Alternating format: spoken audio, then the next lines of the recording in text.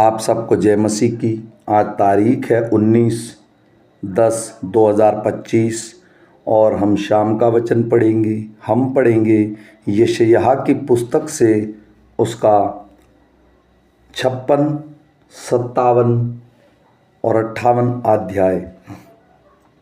यहोवा यूँ कहता है, न्याय का पालन करो और धर्म के काम करो, क्योंकि मैं शीघ्र तुम्हारा उद्धार करूँगा और मेरा धर्मी होना प्रकट होगा। क्या ही धन्य है वह मनुष्य जो ऐसा ही करता और वह आदमी जो इस पर स्थिर रहता है, जो विश्राम दिन को पवित्र मानता और अपवित्र करने से बचा रहता है और अपने हाथ को सब भांति की बुराई करने से रोकता है। जो परदेसी यहोवा से मिल गए हैं वे न कहें, यहोवा हमें अपनी प्रजा से निश्चय अलग करेगा, और खोजे भी न कहें, हम तो सूखे वृक्ष हैं। क्योंकि जो खोजे मेरे विश्राम दिन को मानते और जिस बात से मैं प्रसन्न रहता हूँ उसी को अपनाते और मेरी वाचा का पालन करते हैं। यहोवा यूँ कहता है, मैं अपने भवन और अपनी शहरपनाह के भीतर उनको ऐसा नाम दूंगा जो पुत्र पुत्रियों से कहीं उत्तम होगा, और उसका नाम सर्वदा बनाए रखूँगा और वह कभी न मिटाया जाएगा। परदेसी भी जो यहोवा के साथ इस इच्छा से मिले हुए हैं कि उसकी सेवा टहल करें और यहोवा के नाम से प्रीति रखें और उसके दास हो जाए, जितने विश्राम दिन को अपवित्र करने से बचे रहते और मेरी वाचा का पालन करते हैं, उनको मैं अपने पवित्र पर्वत पर ले जाकर अपने प्रार्थना के भवन में आनंदित करूँगा। उसके होम बलि और मेल बलि मेरी वेदी पर ग्रहण किए जाएंगे, क्योंकि मेरा भवन सब देशों के लोगों के लिए प्रार्थना का घर कहलाएगा। प्रभु यहोवा यूँ जो निकलते हुए इज़राइलियों को इकट्ठा करने वाला है, उसकी यह वाणी है कि जो इकट्ठे किए गए हैं उनके साथ मैं औरों को भी इकट्ठा करके मिला दूंगा। हे मैदान के सब जंतुओं, हे वन के सब पशुओं, खाने के लिए आओ। उसके पहरुए अंधे हैं, वे सब के सब अज्ञानी हैं, वे सब के सब गूंगे कुत्ते हैं जो भौंक नहीं सकते। वे स्वप्न देखने वाले और लेटे रहकर सोते रहना चाहते हैं। वे मर भूखे कुत्ते हैं जो कभी तृप्त नहीं होते। वे चरवाहे हैं जिनमें समझ ही नहीं। उन सभी ने अपने अपने लाभ के लिए अपना अपना मार्ग लिया। वे कहते हैं, आओ हम दाख मधु ले आएं, आओ मदिरा पीकर छक जाएं। कल का दिन भी तो आज ही के समान अत्यंत सुहावना होगा। धर्मी जन नष्ट होता है और कोई उस बात की चिंता नहीं करता। भक्त मनुष्य उठा लिए जाते हैं, परंतु कोई नहीं सोचता। धर्मी जन इसलिए उठा लिया गया कि आने वाली विपत्ति से बच जाए। वह शांति को पहुँचता है जो सीधी चाल चलता है, वह अपनी खाट पर विश्राम करता है। परंतु तुम हे जादूगरनी के पुत्रों, हे व्यभिचारी और व्यभिचारिणी की संतान, यहाँ निकट आओ। तुम किसकी हंसी उड़ाते हो? तुम किस पर मुँह खोलकर जीभ निकालते हो? क्या तुम पाखंडी और झूठे के वंश नहीं हो? तुम जो सब हरे वृक्ष के तले देवताओं के कारण कामातुर होते और नालों में और चट्टानों की दरारों के बीच बाल बच्चों का वध करते हो। नालों के चिकने पत्थर ही तेरा भाग और अंश ठहरे। तूने उनके लिए तपावन दिया और अन्न बलि चढ़ाया। क्या मैं इन बातों से शांत हो जाऊं? एक बड़े ऊंचे पहाड़ पर तूने अपना बिछौना बिछाया, वहीं तू बलि चढ़ाने को चढ़ गया। तूने अपनी निशानी अपने द्वार के किवाड़ और चौखट की आड़ ही में रखी। मुझे छोड़ तू औरों को अपने आप को दिखाने के लिए चढ़ी। तूने अपनी खाट चौड़ी की और उनसे वाचा बांध ली। तूने अपनी खाट को जहाँ देखा पसंद किया। तू तेल लिए हुए राजा के पास गई और बहुत सुगंधित तेल अपने काम में लाई।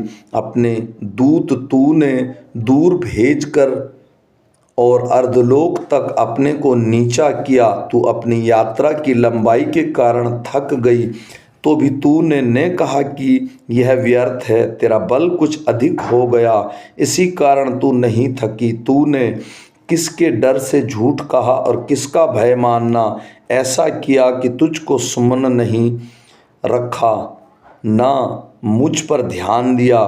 क्या मैं बहुत काल से चुप नहीं रहा? इस कारण तू मेरा भय नहीं मानती। मैं आप तेरे अधर्म और कामों का वर्णन करूँगा, परंतु उनसे तुझे कुछ लाभ न होगा। जब तू दुहाई दे, तब जिन मूर्तियों को तूने जमा किया है वे तुझे छुड़ाएं। वे तो सब की सब वायु के से वरन एक ही फूंक से उड़ जाएंगी, परंतु जो मेरी शरण लेगा वह देश का अधिकारी होगा और मेरे पवित्र पर्वत का भी उत्तराधिकारी होगा।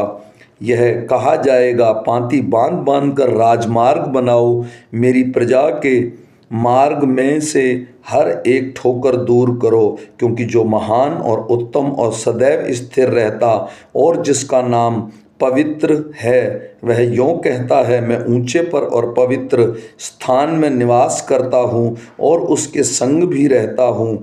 जो खेदित और नम्र है कि नम्र लोगों के हृदय और खेदित लोगों के मन को हर्षित करूँ। मैं सदा मुकदमा न लड़ता रहूँगा, ना सर्वदा क्रोधित रहूँगा, क्योंकि आत्मा मेरे बनाए हुए हैं और जीव मेरे सामने मूर्छित हो जाते हैं।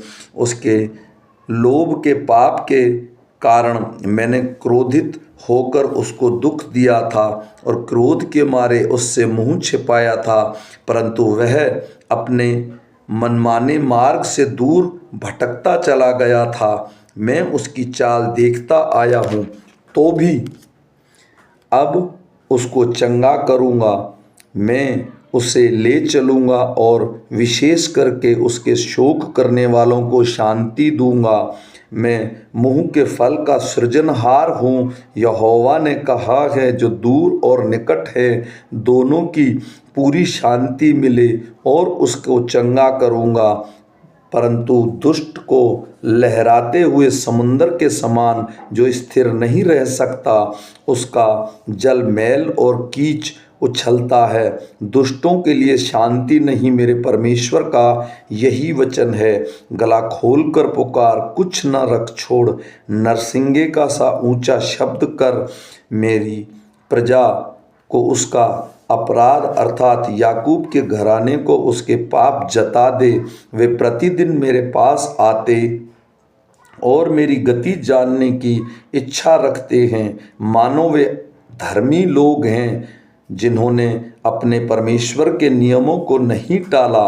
वे मुझसे धर्म के नियम पूछते और परमेश्वर के निकट आने से प्रसन्न होते हैं।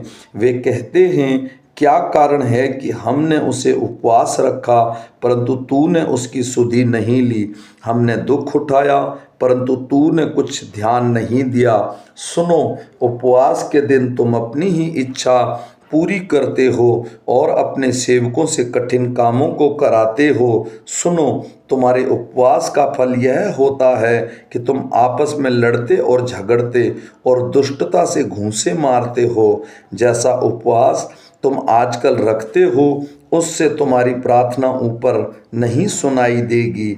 जिस उपवास में मैं प्रसन्न होता हूँ, अर्थात जिसमें मनुष्य स्वयं को दीन करे, क्या इस प्रकार करते हो? क्या सिर को झाऊ के समान झुकाना, अपने नीचे टाट बिछाना और राख फैलाने ही से तुम उपवास और यहोवा को प्रसन्न करने के दिन कहते हो? जिस उपवास से मैं प्रसन्न होता हूँ, वह क्या यह नहीं कि अन्याय से बनाए हुए दासों और अंधेर सहने वालों का जुआ तोड़कर उनको छुड़ा लेना और सब जुओं को टुकड़े टुकड़े कर देना। क्या वह यह नहीं है कि अपनी रोटी भूखों को बांट देना, अनाथ और मारे मारे फिरते हुओं को अपने घर ले आना, किसी को नंगा देख कर वस्त्र पहनाना और अपने जाति भाइयों से अपने को न छिपाना? तब मेरा प्रकाश पो फटने के समान चमकेगा और तू शीघ्र चंगा हो जाएगा। तेरा धर्म तेरे आगे आगे चलेगा, यहोवा का तेज तेरे पीछे रक्षा करता चलेगा। तब तू पुकारेगा और यहोवा उत्तर देगा, तू दुहाई देगा और वह कहेगा, मैं यहाँ हूँ। यदि तू अंधेर करना और उंगली उठाना और दुष्ट बातें बोलना छोड़ दे, उदारता से भूखे की सहायता करे और दीन दुखियों को संतुष्ट करे, तब अंधेरे में तेरा प्रकाश चमकेगा और तेरा घोर अंधकार दोपहर का सा उजियाला हो जाएगा। यहोवा तुझे लगातार लिए चलेगा और अकाल के समय तुझे तृप्त और तेरी हड्डियों को हरी भरी करेगा और तू सींची हुई बारी और ऐसे सोते के समान होगा जिसका जल कभी नहीं सूखता। तेरे वंश के लोग बहुत काल से के उजड़े हुए स्थानों को फिर बसाएंगे। तू पीढ़ी पीढ़ी की पड़ी हुई नींव पर घर उठाएगा।